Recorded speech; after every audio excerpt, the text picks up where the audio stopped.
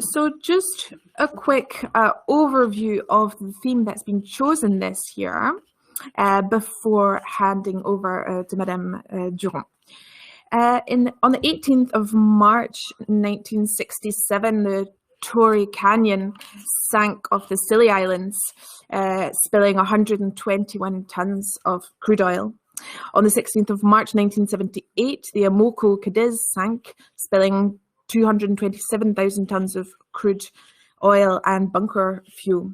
On the 7th of March 1980 was the sinking of the Tanio off Finisterre with 12,000 tons of fuel oil. 24th of March 1989 was the sinking of the Exxon Valdez off the coast of Alaska with 38,000 tons of crude. And more recently, on the 10th of March 2019 was the sinking of the Grande America in the Bay of Biscay with 2,200 tons of bunker fuel and a cargo of 2,000 vehicles. So in the past, there has been a strong environmental impact of these past incidents. So that's why Cedre chose this theme for the 2022 Information Day. I'd like to thank the chair of our strategy committee, Clément Lavigne, for the organisation of today. I know he's in attendance today via his PC, and I'm sure he will say a few words throughout the day, so thank you. Smaller spills, both in terms of quantity and in terms of impact, are also now systematically highlighted given the sensitivity of ecosystems and the importance of preserving them. So therefore it appeared interesting to shine the spotlight on these different spills and the different stakeholders they involved. They are involved in from prevention through to compensation, not forgetting operational response, remediation, environmental monitoring after a spill. It's very important prior to spills to focus on preparedness aspects. So there is a whole set of technical, human and organizational aspects that need to be addressed. This includes, for example, seeking the necessary authorization, certification, questioning the obligations and obtaining the necessary tools and contingency planning, as well as response products and equipment. So this will be the focus of our first session. The second session will focus on the accident itself and the question of environmental impact is at the center of that strategy. It's important to measure the environmental, socio-economic and cultural consequences of the chosen response strategy in order to minimize the negative impacts of response techniques used. So this analysis will be conducted by the oil industry. That's why we invited IPICA, thanks to their in-depth knowledge in this field of the environmental impact. As part of this session, we also decided to invite a very important international organization to study their methods faced with pollution. At local level, a lack of resources can aggravate environmental impact. So we will be looking into how the UN can provide support for response actions. Finally, the third session will be addressing the consequences of a spill. We will be looking into how to measure these consequences in order to characterize the medium and long-term impact. We will have a presentation from the University of Western Brittany, who will be focusing on a major incident of the Lubrizol plant in Normandy. once the impact has been measured, the consequences, we need to determine whether the consequences are irreversible or if nature is capable of restoring itself. And a researcher from Cedre will be giving a presentation on monitoring and environmental impact. We also have chosen to invite an operational NGO.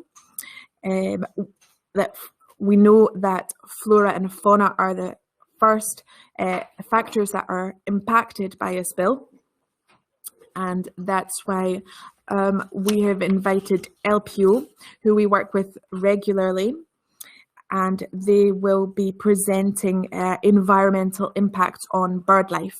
The spill and the resulting damage in certain cases give rise to legal proceedings and compensation claims at both international and national levels. Today we will have the IOPC funds with us, who are based in London, and they will be presenting the methodology used for the compensation of accidental spills. As I mentioned earlier, we had invited the Chief Prosecutor at Brest's High Court, Camille Mian-Soni. Unfortunately, he won't be able to join us today to address legal aspects. However, we hope we will be able to follow up on this information day, but with a special session, 45-minute session at a later date. So we hope this will give you some insight into this interesting subject. So now I'm going to pass over to Sophie Dorothée Duron, who I thank for jumping in at the last minute. She'll be presenting the consideration of environmental impact. You are head administrator at Maritime Affairs, and you are also in charge of the Water and Biodiversity Directorate under the French Ministry for the Ecological Transition. You work both with the central administration as well as decentralized services, working together with marine protected areas and also together with MRCCs. So your current position is at the crossroads of various environmental issues related to water, whether freshwater or seawater. Over to you. Thank you. Right. Thank you very much, Nicolas. And thank you for briefly explaining my career path. It's very important for me to emphasize that and to say that throughout my career, whether it be in crisis management in the ministry or in the field and on the ground, the support that we've received and the providing of training and expertise by Cedre, it's always been very important. That's just a personal note I'd like to make. Now, it's not at all a problem for me to replace Olivier Thibault. He requests that you please excuse his absence. And I'd like to tell you that I'm really very, very happy that you're holding another successful information day, which provides the dissemination of information to a broad public, a broad audience. And I do hope that by next year, it'll be the 27th Information Day, and I certainly hope we'll be able to be present together for it with all of the participants. Amongst the other short, brief words of introduction, I'd like to congratulate Christopher Logette for being appointed Director of Cedre. I'm sure that the wonderful team at Cedre will provide him with a very warm welcome. It's really an excellent institution. It's a wonderful place to work. And you have partners and experts who come from all horizons and all fields, and this is extremely enriching, and this provides great value to the expertise and that you provide. And whether it be for managing pollution, crisis management, dealing with pollution, you have a high reputation to uphold internationally, of course. And France is proud to thank you for what you do, both nationally and internationally.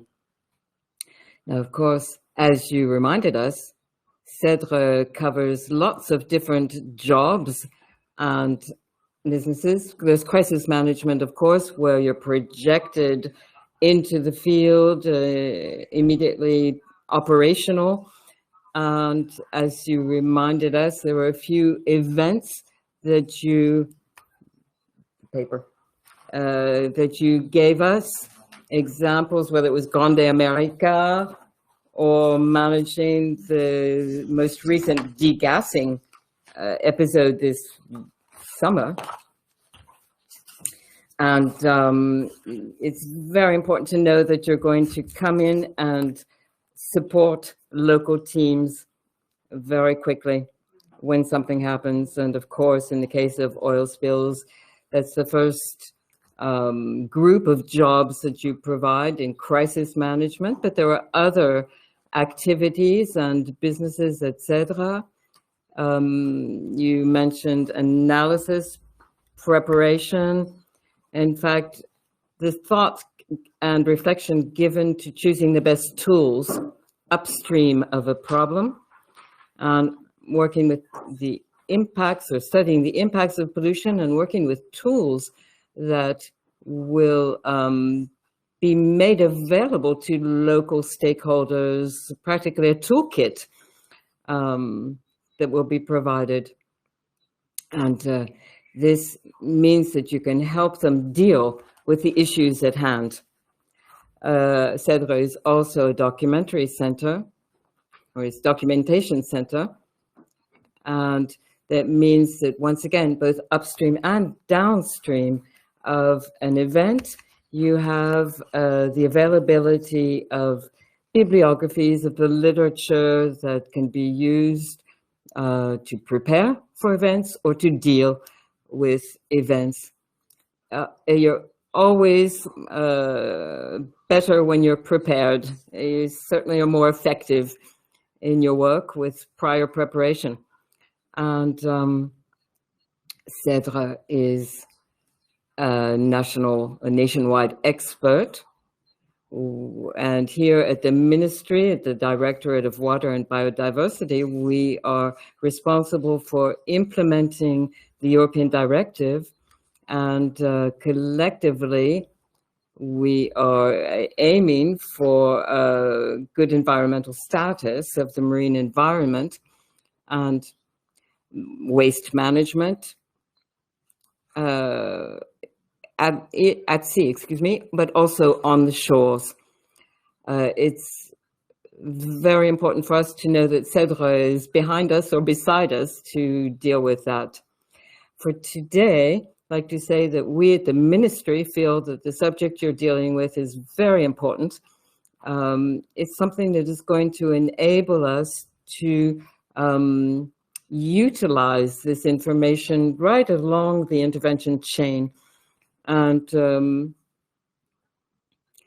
for us, it's very important to have this overarching vision. And I'm glad that Clément is here to present some of this. The Directorate of Water and Biodiversity will be giving a presentation. Clémence, excuse me, will be doing that.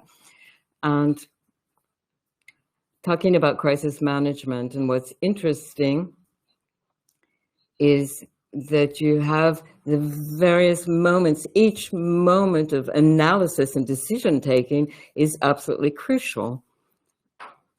I think that seeing the full length of the chain is very important here to really have an idea. It's not just when you've managed to recover a vessel that you can start saying, well, what should we do here? You have to have this global vision.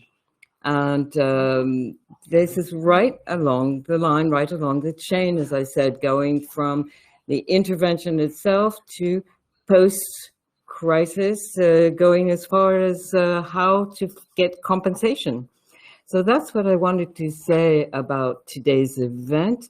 I thank you for being present and for staying with us all day. I thank the team at Cedre for organizing it. I thank all of the speakers representing various entities and institutions, University of Western Brittany in Brest, for example. And I hope that you will have very interesting presentations and discussions. Thank you for your invitation.